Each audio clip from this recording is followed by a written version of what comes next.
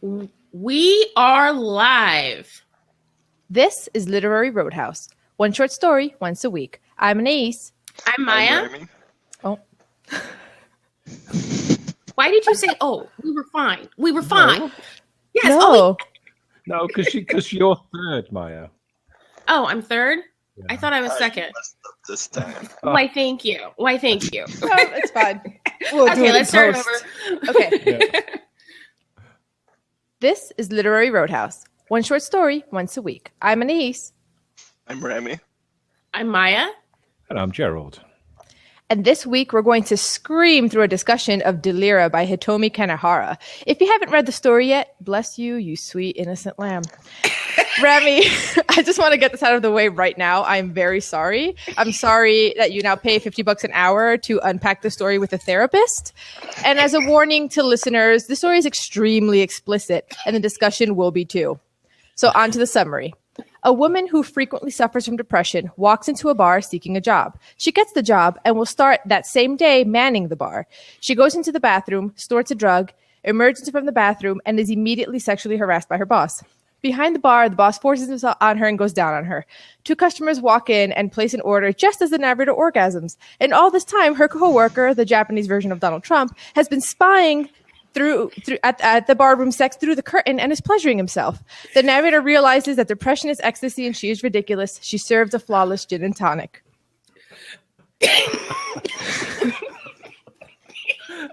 Okay, normally I'm able to keep the 14-year-old boy in check for at least a few minutes of an explicit episode, but this one just... What the hell? Okay, first let's get this out of the way. This particular author is an extremely well-known author. She's written novels. She's won tons of awards. I'm just getting this out of the way. This is not like amateur hour, like erotica that we're reading, but because I say that because it felt like I was reading amateur hour erotica. I don't mind erotica. One of my favorite authors is Anais Nin, and I love her writing. This was not good. There were parts of the story I actually liked, but I have to say, I'm not sure it kind of read like a Penthouse Forum post. There were parts of this story that I'm not sure if it was the writer's fault or the translator's inability to write about sex in an artistic way. Because the story is translated, but it was not done artistically. And a lot of writers can't write about sex in a good way. And so I don't know whose fault it is, but it was not good to me. And that about wraps it then. I think that's discussion over. Let's go home. They can't hear you shaking your head. I think I just kind of want to hear Rami right now. I'm just like staring at Rami's image. Everyone's just like, because our first thought when we, in Slag, Gerald says, this story's a little racy, isn't it? And then Annie's a little second later is like, oh my. And then I was like, where's Rami? Is he in shock? Or is he busy? I think we should just have Rami's monologue because I can hear it coming. So Rami, take it away. And then, yeah. We've all been waiting all week for your reaction to the story. I'll sit back and wait. So I believe in a higher power. I believe that, there is a God. And following from that belief, I feel like everything happens for a reason. Even if people perceive something to be bad, at the end of the day, there's a larger purpose to it. Now, just for background for the viewers/listeners, this was the first time that I ever completely disregarded or neglected that there was a podcast. It's never happened. I was confused. I felt bad about it. I was like, guys, go on without me. It's okay. And Anais, among others, insisted that I have to be here. So I don't, blame any of you or anything for not knowing, the contents of the story. But why did you take pleasure in insisting to not have this show without me? That's what I'm trying to figure out. Because we love you so much. So at first you had plausible deniability, but once you knew, insisted. We cannot have this show without you. Yeah. So Rami, tell us what you I thought of had the to read story. this story, even though I could have went on with my life without having read it. Rami, it sounds like to you this is a form of literary terrorism, and we're like, you will read this. Torture, not terrorism. Torture. Oh my god. Where's my Kleenex? I'm gonna wipe my eyes. I got tears. Oh my goodness. So Remy, how did you feel about the story?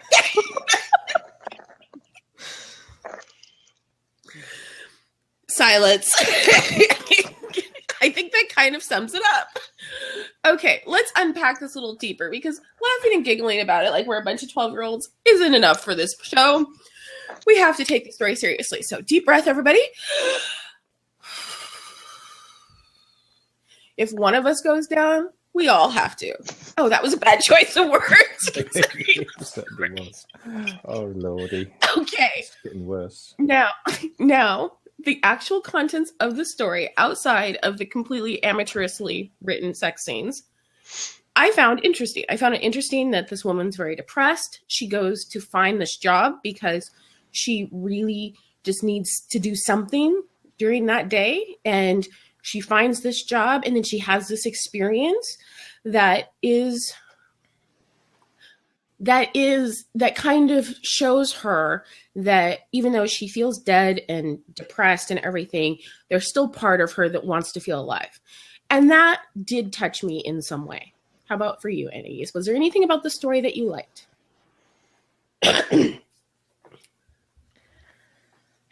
So Dig deep into your soul. I wish the author would have spent more time unpacking the depression. And I feel like the end point of the story, the sort of where she describes herself as ridiculous, like where she's kind of like in this meta way analyzing her own depression, you can get there and you can make that point without going through this kind of horrifying, like I was screaming. In fact, so much so that the giant paragraph of just sex, every sentence I kept looking away from the text because I was so disturbed, because it wasn't just the sexual acts, it was the kind of like sexual assaulty bent to it. Like, I know she eventually did give in, but he really kind of forced his way there in a way that for me, I kept screaming no. And the only way I could get through it was in this kind of silly way, screaming it to my boyfriend. Like, if I say it out loud, then I read it, is how I got through the end of the story. Okay. I find that interesting. There was something about it that felt quintessentially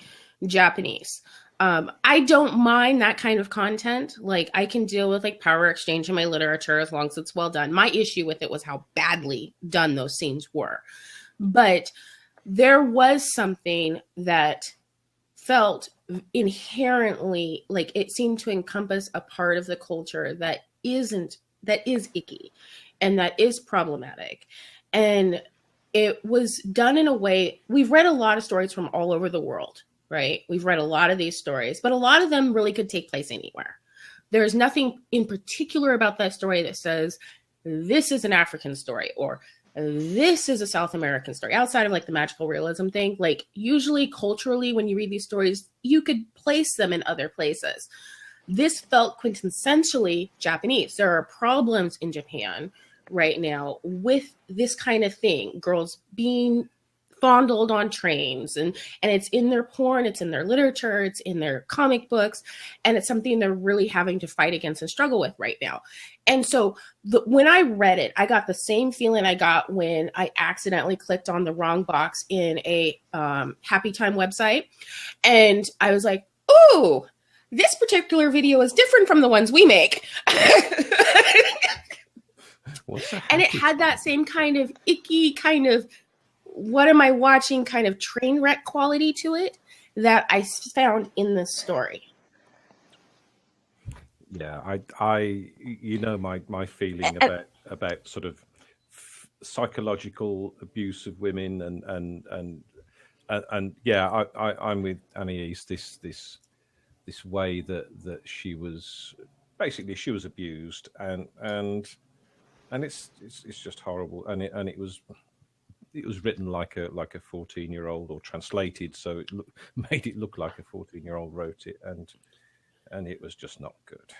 Did you find any interest at all in the thought that here was this girl who essentially feels shut down? She's not really feeling life. And through this molestation, she has a sense of an-emotion. Like there's a point when you are so depressed that even bad emotions are welcome just because you want a emotion of some sort. And I did feel like that was captured well in this story. And it was captured in a way that we wouldn't necessarily, like I wouldn't necessarily be able to write that in such an intimate and explicit way without turning off editors and stuff. And I feel like culturally, because there are so many issues with this, she's able to kind of come at it from a different angle and approach that idea in a way that does make you uncomfortable. I think we're meant to feel uncomfortable. I don't think that was on accident. Yeah, I do think No, but I think you as the reader have to come into this story knowing a lot of that about depression, that you're going for any feeling, because there's no signposts for that. It just sort of happens. True. But well, she said she was depressed, though. What were you going to say, Rami? I was going to say, I agree with you. I think people going through depression or having other mental disorders are probably most vulnerable to getting harassed or sexually assaulted. I don't know if it's so much. See, it's particular. There's many different ways of having these types of emotions, but I feel like in this instance, do we really have to have the whole like experience unpacked, or is it enough that we can see this particular person obviously is not experience her emotions? She is depressed. She's taking drugs. She's not okay. She wandered into this place looking for this job, just wandering in because she's wandering in. And then we see her feeling dead, feeling dissociated. Okay. And then we see her being assaulted and she's conflicted about it. She doesn't fight it. She's still partially disassociated. And as she orgasms, she becomes more present in her body. I don't know if I need to have the entire like history of depression unpacked to understand that for this particular woman, this is how she's experiencing it. Yeah, and I can't. For me, I can't get past the graphic content. It's almost like it's totally out of place. It's gratuitous that it's it's not. I can't see it as part of the story. So as a consequence, the story just falls apart for me. You know what it reminded me of?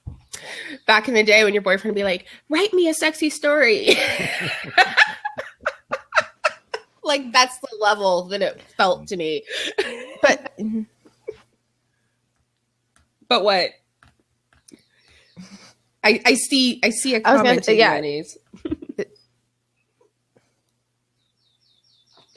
Yeah, but I was going to say, so we read sex and other stories on this podcast. There is a way that you can bring in sex, and you can even describe the type of sex to make a point. And the example that comes to mind is Escape from Spiderhead. He didn't shy away from sex, and he even went into some details about the mood of it, why it's happening, how everybody feels, without doing the play-by-play of like the hair and the tongue and the saliva and the under. Like that's the part that made it feel like it was just pornographic and like it didn't have a point. Like I think that's what made me recoil, not the sex itself, but as Gerald was saying, the details, that way that it's presented. And one of my notes is this reads like someone's masturbation fantasy. It did. Like that's what I thought I was reading. It really did. And that's why I had made a point at the beginning to say that this is an award-winning author, because when I read it, I felt like I was reading something that someone just put up on Wattpad at 2 a.m. in the morning.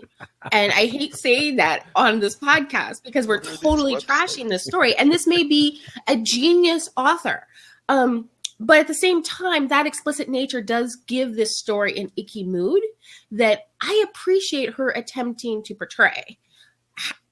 You know, I may have to read it again to more fully understand it. I'm not sure I can stomach it again just because it was so amateurishly written. The question is the problem the author or is the problem the translator? And I think this is important because we read a lot of stories from all over the world. One of our mission statements for this podcast was to read diverse stories and have them discussed by diverse hosts.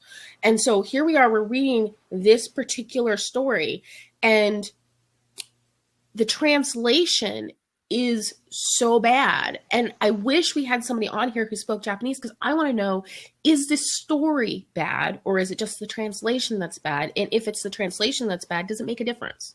I can't see the translation making that much difference.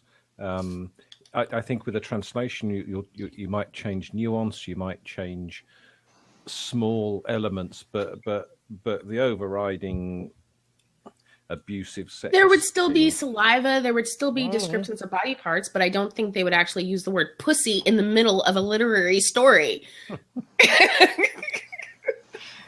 I mean, to me, the word pussy was the least of its issues. Like, it isn't even a word choice. It's like the action choice. Yeah, I don't think you can hang this on the translator. I mean, I'm pretty sure, like, if it was that poorly translated, the author herself would have said, wait a minute, this isn't an accurate reflection or representation of what I wrote. Yeah. No, true. Now, one of the things that I'm thinking right now is, we are recording this live, and one of the comments is, that a lot of authors wrote erotica to pay their bills. Okay. That is true. And that may be the case here. But hello, Delta of Venus, Little Birds. Like, there's some super graphic, way like edge pushing erotica that Anais Nin has written, that you read it, you're uncomfortable, you might even recoil, but you can say it is artistically written. It is well written. And that I don't get from this story. Yeah. Plus, it's not like Hitomi Kanehara this story is fairly recent. This was written last year. So it's not like this is her early work where she was doing stuff to pay the bills. This is after she's established. So, there was a part of me, after I read the story, I read the About Us page on Granta, the journal, just to be like, did I get completely duped? No, and I felt in a way a little betrayed, because I really did think of Rami a lot, because Rami always says how he reads the story, he vets them first, and I'm like, no. And then I trust that if I go to places like Carve and Granta, it'll be fine. Like, it may be explicit in the way that we're used to or have seen before, but not this. And then it makes me wonder, like, why did they do it? Is it just the shock value of it? Is it the author's name? And that's what makes me think that maybe there is something about the very graphic nature of this story that has artistic value. And that's what I want to unpack. There's a reason why the story ended up in Granta. No, Granta is not just a run-in-the-mill, like, journal where they'll just publish whoever because they want a name on their website. They can get a lot of big-name authors on their website. Aside from the explicit content, okay, there was some, in my opinion, just completely unnecessary, like, gross graphic, like when in the very beginning when she was talking about cutting out intestines and using it as a to collect dog poop. Like, what? I was like, what is going on here? Maybe it's like, I felt like that was an expression of her mental and emotional state. Like, she is mentally not okay. She is taking this job so that she doesn't kill herself, essentially. And she is one step away from really, really being seriously ill enough that she may not come back. She is planning on going to psychiatrist and ends up in this bar instead. I think that there is something about the gross nature of the story that this author is trying to say something. And that's what I want to know. I want to know, what is the author trying to say? Because you're right. It's not just the sexual content that's written about in a gross way. There's lots of descriptions of things in the story that are written about in a really gross, icky, slimy kind of way. And I want to know what that is. Maybe she's trying to show the vulnerability of young women and young women with mental health issues, perhaps, that she becomes subjected to this, because it is abuse. It's abuse. So let's call it that. It's not, it's not erotica. It's not. It's there's nothing nice about it. So yeah, it's not a sexy story. It's not a sexy story. It's not artistically written. There's no. It's to my just thinking about it. I think the only reason that that the abuse is in there is to show her vulnerability, and we all know I have problems with women's vulnerability to abuse. So that's probably all I've got to say about it. Annie's. Yeah, I was going to say, as I read it, that thought did occur to me as well. Like how I think the boss preyed on her because he could sense her emotional state, her mental state, knew that she was doing drugs to get away from something. Because I feel like if it was a woman who was in a healthier place, he probably would not have been as emboldened to do it. But again, that's something that you as a reader need to sort of just know or guess, because it's not something posted at all. At no point is she like, I wondered if I had been stronger, if you would have, because she doesn't even seem to, because she doesn't at any point recoil from the abuse that's happening. She just thinks, well, that's weird at first, and then gives in.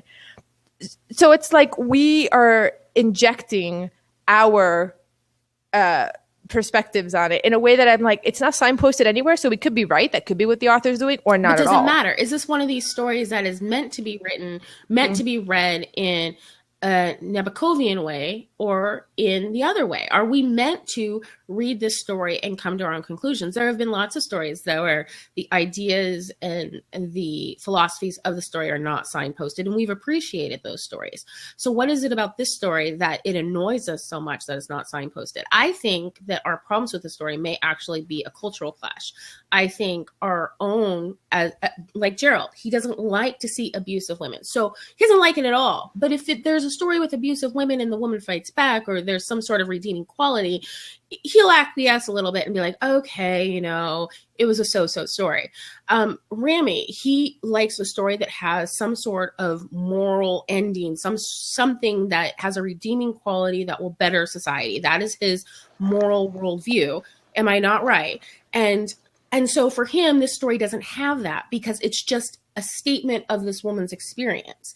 When I read this, you know, I mentioned that it reminded me of a video that I clicked on. Yeah, I clicked on this video and the girl looked hella young and she was on a subway and it was exactly this kind of mess. It was exactly what we were reading.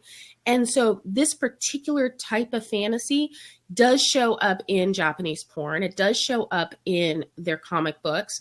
It shows up in a lot of places that aren't okay. There's a whole street in I don't remember which city, but there's a street in Japan where all these young high school girls go after school and they get paid to sit with men, to cuddle with men. It's not a good thing. And culturally, it's something that they're really having a hard time dealing with because there's all these men that feel like it's always been this way. It's okay. They're in charge. And gradually women are saying this isn't okay. And so for her to approach the story in the same way that is frequently portrayed in their porn and in their comic books, and have it done in the story, but also insert all this ickiness, the intestines, the dirty feelings, all of that, I think that says something. And I think that us as readers, because we are outside that culture, we have to stretch a little bit. Now, the average reader isn't going to do this stretching. The average American reader is going to read this story and be turned off and not really think farther than there's something gross about the story. I'm not going to finish it. But I hold us to a higher standard. And I feel like we have to look at the story and say, okay, we don't like the story. The sex is very inartistically written, but is there a point there? And is that point valid? Is that point important for us? And conversely, perhaps maybe it's not important for us, but is it important for the culture that the writer's coming from? I don't feel like the story was a story written for a global audience. I feel like this was a story written for a more local audience, and we just happen to be reading it. But then Granta is a global publication, so it's not a local publication. So they must have been happy to feature this story. Yeah, they must have found some sort of artistic merit in it. Maya, I feel like your interpretations of it are on point. However, I think we all agree that the same message could have been made or illustrated without going into the graphic detail. True, but would it have been shocking enough for people to have noticed? I think that there's artistic Yeah. merit and shock value occasionally. I'm thinking Mapplethorpe. I'm thinking, you know, Not to Picasso. the point where it distracts. Like, I think that's what's happening here. Yeah, but does that distract because of Yeah. a cultural clash, or does, like, if a Japanese reader were to read this, would they have the exact same discomfort that we have?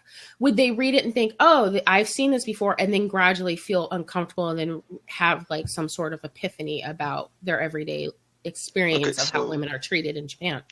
You're saying that these things do happen, but I think, from my understanding at least, Japan is a pretty conservative society. Like, these things are kind of kept underground. You know, it is a problem that It are is a kind of- serious problem. Yeah, but I on the outside, I think people would still be sort of put off by reading this stuff. Yeah, I've spent some time in Japan. I've been to Japan a few times, and there's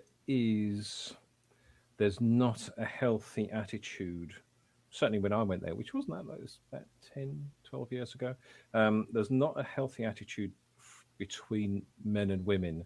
And I know it's a sort of, you know, it's a hang. I'm sure it's a hang on from the geisha days, but every man that I met seems to feel that it is right to have a woman serve him in whatever way he wants, and there was a culture of after work going to a bar, going to a drinking club, going to a restaurant, you know, and the woman was at home sitting waiting for him. It happened a lot, and there was at no point did women have, in my opinion, an equal role with the men in that culture. So, you know, that's just my opinion, and it may have changed or I may have got it wrong, but that was. And I think it is changing.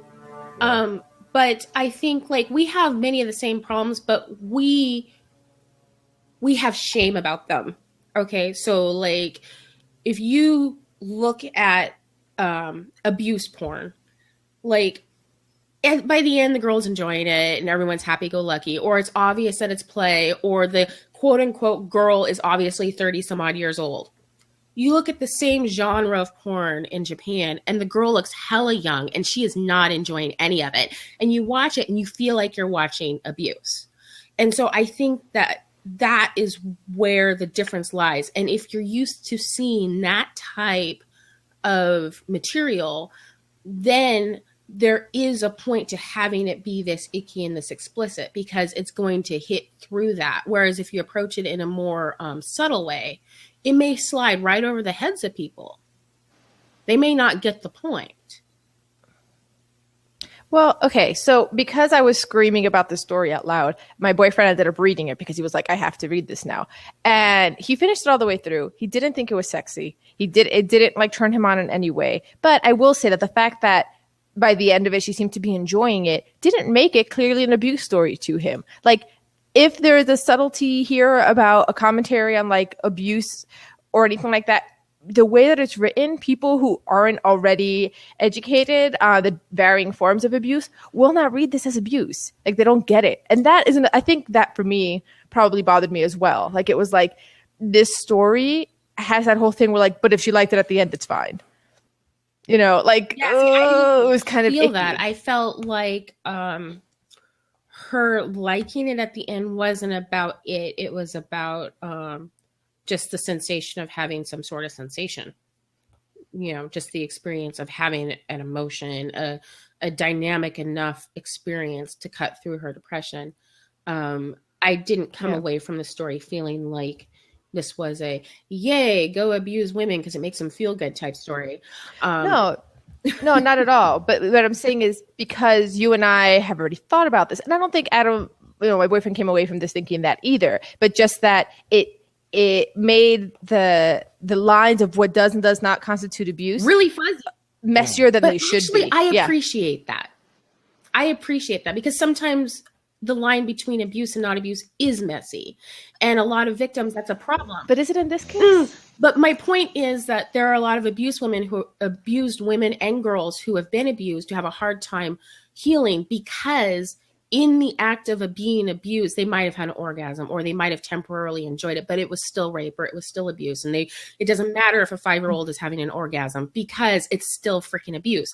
And that line between being abused and having a physical response with something that I don't see in literature, it is uncomfortable. If an American author writes it, then everyone thinks that they're supporting rape culture and everything else, but it is approached in the story. And that's something I do appreciate about the story quite a bit. I'm actually liking the story more the more I talk about it. I get what you're saying, that it was approached. I still think the way that she was reacting to it would make it, for a lot of people, it presents this as not a story of abuse. And I think that's what ends up bothering me. Like, I need this to, in some way, even if it isn't obvious to the narrator that it's abuse, some kind of clever writing to let readers know, by the way, this is still bad, you know? Like, I think that for some reason, the icky nature of all the other descriptions made that clear. I mean, there's so much that's icky and not okay about this story. If you come away from the story thinking that, you know, this was a great experience for her, then I think you got some problems.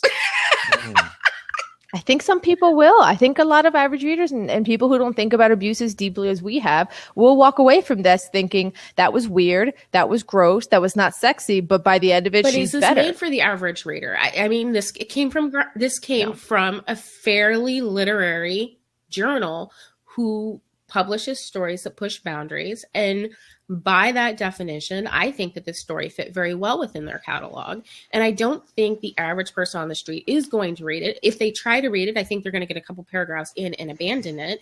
So I do think that this particular story is made for a more intellectual audience. Now, the question is that okay? Me personally, I think that we need all kinds of literature. And if I'm writing something for a particular audience and another audience doesn't understand it, I don't think that is the fault of the story or the author. I think that's the fault of who's reading the story and the fact that it went down the wrong channel. It's not really the fault of the reader. It's because I feel like these days, sorry, Gerald, I feel like, you know, with the accessibility of the internet, it's very difficult to isolate or silo any story, so you would expect that any type of reader can come across it. Yeah, of course, any type of reader can read it, but are they going to read it? I don't think they will. I think if you hand this to the average person on the street, they're going to read the very first paragraph and say, oh, never mind. Like, I think it's pretty clear within the first paragraph whether or not you can stomach the story. It kind of signposts its content really right away. And I was just looking back at the story now at the ending, and another thing that's occurred to me, it trivializes it because, you know, she has the orgasm, you know, and there's a little bit about squeezing the line between her fingers, juice into the glass.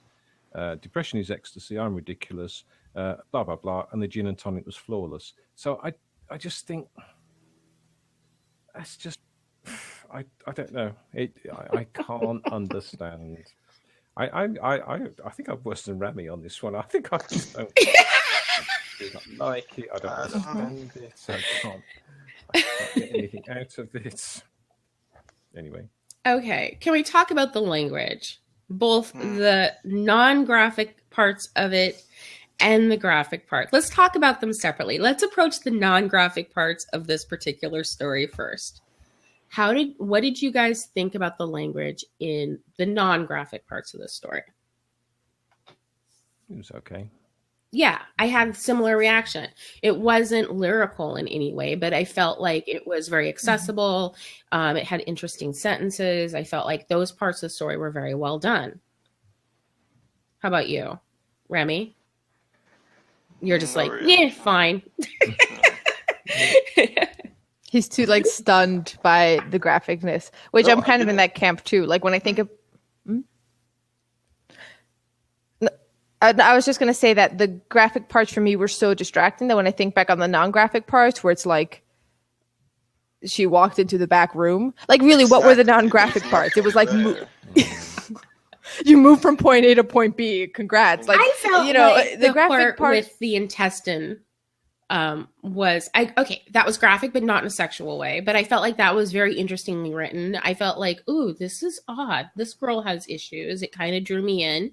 The part when she's in the bathroom and she's crushing the pill against the sink, like that was just very detailed in a way that you commonly like don't necessarily see for that particular content. Like I appreciated it. It reminded me a bit of Trainspotting because it was just very lifelike. Yeah, in those parts, like Anais, it was, I think I didn't notice anything about the language. It was just like the describing the events or the imaginings of this person. Exactly. I will say, going back to the dog poop intestine bags, I did notice that there was a few places where there's something and she can't figure out what it is. She hears a sound. What is that? And her first guess is always right. Then she has one guess that's like a deviation off of that. That's wrong, but not insane or like not weird. And then she goes off on this crazy tangent, right? Which is interesting. What is it about that kind of thinking? Like, what is it? But then she doesn't make a commentary on that. Like, this is a thing that just happens, but there's no takeaway. I don't think every depressed person thinks in this way where like their third thought is it's about her, but then there's no insight into that. So I see this very interesting pattern and I want to explore that pattern more, but then we go into pornography land instead. So I think that's part of my disappointment as well. Okay, let's talk about sex and literary fiction. Let's just dive into pornography land. Okay, we have read some stories with some explicit scenes. You mentioned Escape from Spiderhead. I've mentioned literary erotica that I've read in the past. There are ways of writing about sex that are very interesting and artistic and everything. What is it about the way that sex is written about in this story that bothered us all so much? Because there's no joy in it. There's nothing delicate or subtle about it. It's very graphic. It's very direct. It is like you see on Wattpad if you care to look. My question to you, Gerald, is okay. It is all of those things, but are you talking about the language? Or are you talking about the content? I'm talking about the language. It's very. There's there's nothing there. It's just like so many other people write. It doesn't have any literary redeeming qualities for me. It's just a description of what happened. How about for you, Rami? In some places, I think this applies to when describing anything. It's more powerful or has a bigger impact when you leave certain things to the imagination. You don't have to describe every single little detail. And I actually have to excuse myself now because I'm going to have to get going. But good luck with the game, Maya and Gerald. The game's amazing. You missed out. Hope you make me proud. Okay. Yeah, you don't get to hang around and experience her torture. Ciao. Cheers, Rami. Bye, Rami. That's a shame. I wanted his rating because my rating for the Bradberries is whatever Rami gives it. That's literally what I wrote down. Well, slack him real quick and ask him, and just make sure you cut this out of the post, out of the podcast. Yeah. I hate this delay. I was just going to say, I hate this delay. It's driving me crazy. The delay is really bad. So I was just going to say, so unlike Gerald, I think it's fine that the sex doesn't have joy and that it doesn't have, because sometimes sex is just blunt and kind of gross and done for reasons that aren't the kind of like, relationship loving kind. Not everything is making love is what I'm saying. But I think for me still, in terms of what I like to read, I still need to find some kind of connection between the graphicness and the point. And if I don't see that connection, then I'm like, this is just porn. I didn't sign on to read porn. For me, I actually appreciated the fact that it was to the point and that it was blunt and that there wasn't a whole lot of, the thing that distinguishes this from the amateur porn you see on Wattpad is the lack of heaving bosoms and pork swords. Okay, like all these horrible euphemisms that amateur writers write about that just are annoying, and you're just like, okay, you're incapable of writing about sex. It's okay, you don't have to have it. You can fade to black. It's okay. So, I appreciated the fact that it was to the point. almost appreciated the fact that words were used that we use in common parlance that we don't necessarily see in literature. This is the first time I've ever read a story, fiction, novel, anything that used the word pussy, yet we say it all the time. Well, maybe I just do, but the point is that these are words that are commonly used, and I appreciated the fact that they were brought into actual writing. And as I'm talking about the story more and more and more, I feel like there is something behind the grossness of the story. But I guess I'm trying to pinpoint what it is about the way it's written that makes it gross. And what's interesting is the senses. This story, all of the senses are used in this story. The way that it's described as juicy, the conflation between what he's doing underneath the bar and what she's making on top of the bar. Having somebody in the back room watching through the curtains. There's something very graphic about it that felt very real life. And because it felt graphic and it felt real, that's what turned me off, because I can't say, oh, well, it's just a story, or, oh, well, she's enjoying it. It just felt really, really real to me. And as I'm realizing this, I'm thinking that the story does have artistic merit and does deserve a higher rating than I was going to give it. I just had a thought that I just realized, I think another story that we read that's very explicit on this podcast was one of the first ones, Sodom and Gomorrah, where there is a massive orgy and the orgy then forms into the shape of a giant. And even that, with all the crazy orgy details, felt less explicit. I could figure out what he was doing. Like, even though I think, that was a podcast where I think I reviewed it really harshly, but still the sex that was in that, I get it. I get the point of it. I'm still not getting the point of it here using that level of explicitness. And you're right. She uses all the senses. A lot of writers forget to do that and do just visuals. Using a lot of senses is great. But to what end? That's basically where I'm at. That's basically my rating, I guess. Using all the senses makes it competently written. Ow! Yes, it makes it competently written. Bring out the C word. Oh, yeah. Ouch. Gerald's got talons. Okay, are we ready to rate this puppy? Yeah. Okay. Mm-hmm. You guys go first, because I'm going to be very interested in seeing how you guys rate this. 1. Really? No redeeming qualities whatsoever. Yeah.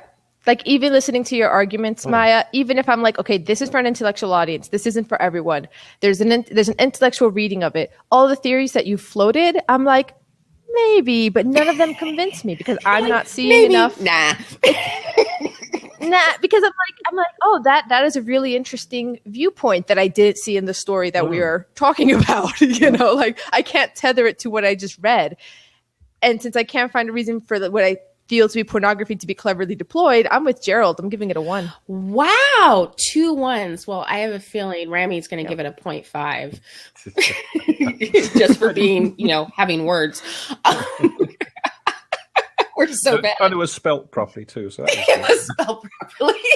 You guys are such a mess. I'm actually going to rate it much higher than I was going to. I came into this podcast, I was going to rate it a 4. As many problems as I had with the story, I felt like there was serious artistic merit right off the bat. I was uncomfortable reading it, and I didn't enjoy reading it, but I felt like it was interesting and well done, and it enlightened a part of the human experience that isn't normally enlightened. As we've talked about it, I've realized that there were elements of the story that I did not fully appreciate as I was reading it, or even in the hours after reading it. And so I'm actually going up. I'm going up to a 5. And I know, Annie's. I know. I'm even cringing as I say it, but this feels like a 5 story to me. I feel like there is so much in the story to talk about, so much in the story to think about. There are ideas and experiences in the story that aren't talked about in literature, even in society at large. I felt like the experience of having physical pleasure while being abused and being conflicted and being just not sure what is going on in the world was done in such a realistic way that I feel like the author deserve that credit. So yes, I'm giving it a 5. I'm sticking to it.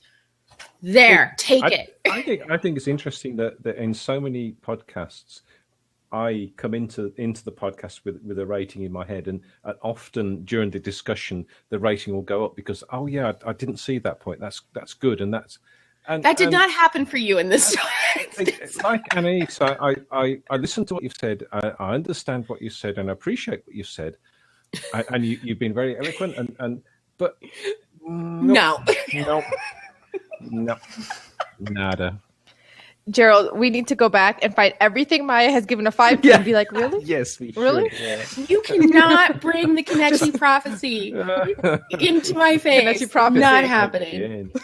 Okay, so for next week, I am submitting another story from Granta because I knew instantly this story was going to be trashed on the Literary Roadhouse, and I feel like I want to give this online magazine another shot, redeem themselves in the eyes of our listeners, because it really is an amazing magazine. I was like, oh, it's my other car. Like, seriously, so good. So the story is Ladivine by Mary NDA. It's translated from French, and I really want to read it. I'm going sort of old school. Alice Munro and Queenie. Oh, you just need a break, huh? Yeah. You're just like, I wanna feel just gonna grounded submit again. something nice and safe. Yeah. He's like, Alice Munro as palate cleanser. That kind of says something, doesn't it? Awesome. Yeah. Quiz away. Okay, so the quiz is, so one thing that struck me about the story is the title and the header image would not at all have given away that it was a porno, but a lot of porno titles give it away right away. So I'm going to give you 2 movie parody pornos, and you have to tell me which one is. You have to tell me which one's real. I made the other one up. So one I made up, the other one's Only real. you, Annie's. Only you. This Yeah. ticks all the awesome boxes. Great. Yeah. Great. We're already explicit, so let's just go all in.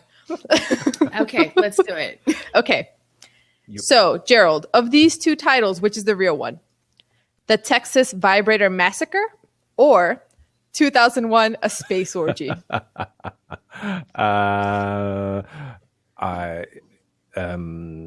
Texas is yeah. Yes. Really? Yeah, I'm sure. 2001? Gerald is watched it. That's why It's he one of knew. those on my shelf right here. I totally would have thought One of my 2001 Space Orgy. That was such a genius title. You came up with that? You need to write porn. Like, I seriously, need that to was write good. Wow. You're about to see my genius because I got a list here. Maya. Dr. Blow or Pulp Friction? Yeah, Pulp Friction. Porn writers just aren't that creative. Yeah. Gerald. Sluts of the Caribbean. Dead Man's Cock. Or The Da Vinci Load. The Truth Comes Out.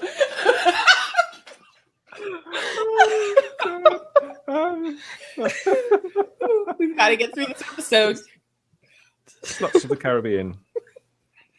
Oh, I made that one It up. was so good.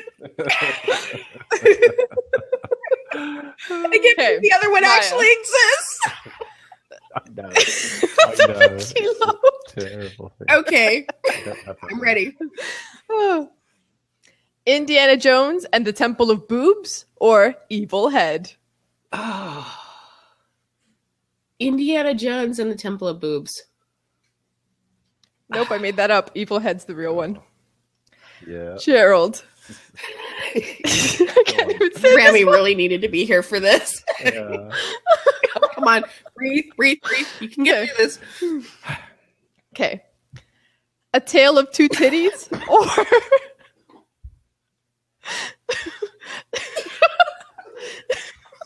or Breathe. You can do it.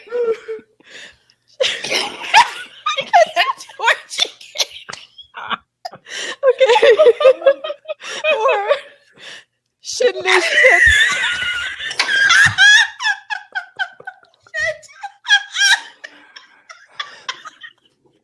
Oh, I didn't hear that. The second one. Oh, I said There's tits. Oh my god. Oh God. This is so wrong. The second one. I made up Schindler's tits. The tail of Oh the man, tits. you made Oh that my up. gosh. Oh, Yep, Schindler's tits. I've got tears like Okay, rolling down bye. my face. Okay. We can get through this. Serious. Okay. Yes. She can't. She can't. This is so funny. Okay. Okay. King Dong or the Porn Identity? King Dong. Nope, I made it up. I'm sure I've heard of that. Yep. Oh my God. Oh my God. Okay, Yeah. Gerald. Okay. Titty Titty Gang Bang or Cherry Poppins? Oh Lord.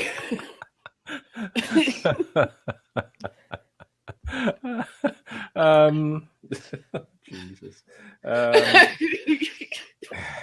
This episode. Titty man, Titty it's Bang classic. Bang. Gang Bang. Yeah. Yes, Titty Titty Gang Such Bang's a a real one. classic. Okay, so that's 8, but I had 9 because we were 3 originally, but so Maya, just for fun. Okay. Blade Comer or The Whores Have Eyes? The whores have eyes. Yes. I guess you guys are technically tied now, so do you want to do a tiebreaker? Yeah, let's do a tiebreaker. It's an easy one. A tiebreaker. Okay. So the tiebreaker is, what is the average number of films in which male porn stars appear? So one porn star, how many films? Is it higher, lower, not going over? No, yeah, we have to be close. Just to make it a little easier, it's under 50. So it's less than 50. Yeah, just whoever's closest. Go on, Maya. I'm going to say 37. That's weird. That's the number I was going to say. Oh, geez. I would say 32. It's only 16 for men. Women It's do a more. much harder so job for men. technically, Gerald wins. I did not mean that. Yeah. He actually meant that literally. But as What a I great said it, I'm pun. like, It's harder. no, that could be taken so many ways. Okay. So, we are Gerald. reading, Queenie by Alice Munro. Hooray. Yay, the palate cleanser. Because I just want to know, did this story make you stop and scream intermittently? Me too. Tell me about it at literaryroadhouse.com. And if you'd like to continue risking exposure to us, check out the Literary Roadhouse Book Club and the Bradbury Challenge. And please share this podcast with your friends, but maybe warn them about this particular story. Until next time, read a good story. Very good. We got Great quiz. Great quiz. Oh.